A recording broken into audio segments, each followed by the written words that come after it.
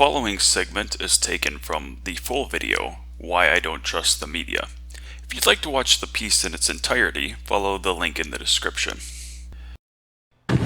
Okay, picking it up here in Wilmington, North Carolina, right at the Intracoastal, and we're in one of these bands.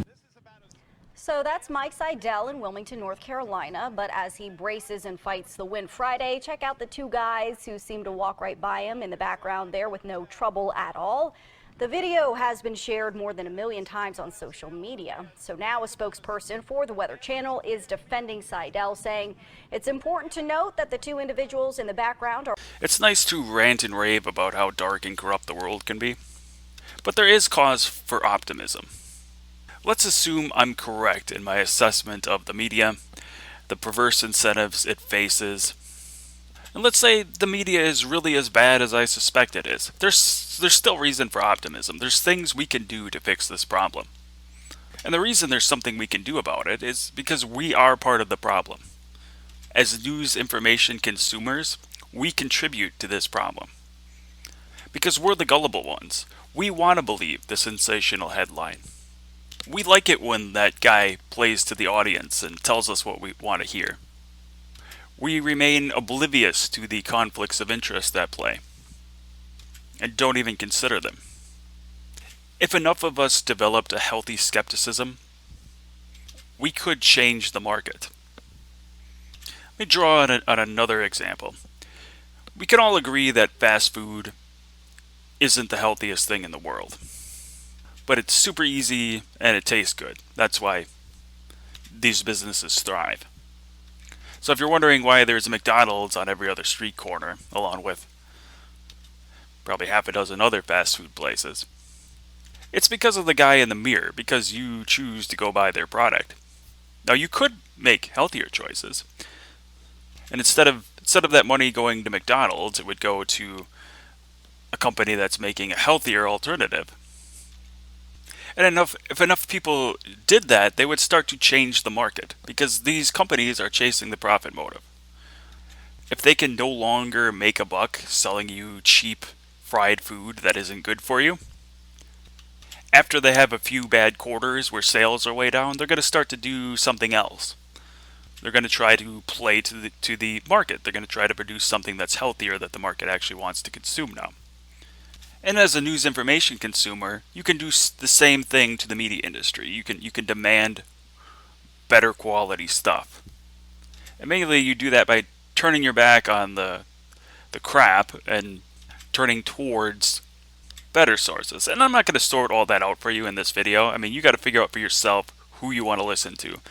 My point is just you need to develop a healthy skepticism. You need to consider the perverse incentives. You need to consider the conflicts of interest. You need to do your homework and find more reliable sources of information. And in doing so, if enough people do that, the lousy producers of news information will start to go out of business. They'll at least lose market share, and the better ones will gain market share. To borrow from the New Testament, don't cast your pearls before swine. Don't give something valuable. Don't give your attention to people who aren't worthy of it. I have a family member, for example, that absolutely hates the show The View. But she always tunes into it and watches it. And I've talked to her about it. It's like, why are you... They only care that you're paying attention to them. They don't care whether you hate them or not. If you tune in, you're helping boost their ratings, and you're helping to keep them around. If nobody watched The View, it would be canceled. Now, when it comes to these different news channels, if they're not doing a good job, tune them out. It'll force them to either, if they lose enough viewers, they'll be forced to either go out of business or change their business model and start producing better news information. If you want a healthier body, make healthier choices with the food that you eat. Make healthier lifestyle choices. And I would say if you want a healthier mind, make better choices with the information you consume. And I would say that with information, it not only affects your mental health, your state of mind, it not only affects your worldview, it also affects your physical health. Because if you're watching stuff that's designed to get you all worked up, that's going to start affecting your physical health as well. It's going to affect your emotional health. So that'll be my conclusion. Do your part to be a better information consumer. You've been watching the Fletch Report. If you're hearing this, it means you've made it to the end of the video. But before you click onto the next thing and continue down whatever rabbit hole you're on YouTube or Rumble, I've got a small favor to ask. If you found value in my content and you want to help the channel out, the best thing you can do is share it with somebody else that you think will find value in it. Don't forget to hit the like button, subscribe if you want to see more. Links to the channel on YouTube and Rumble will be provided below.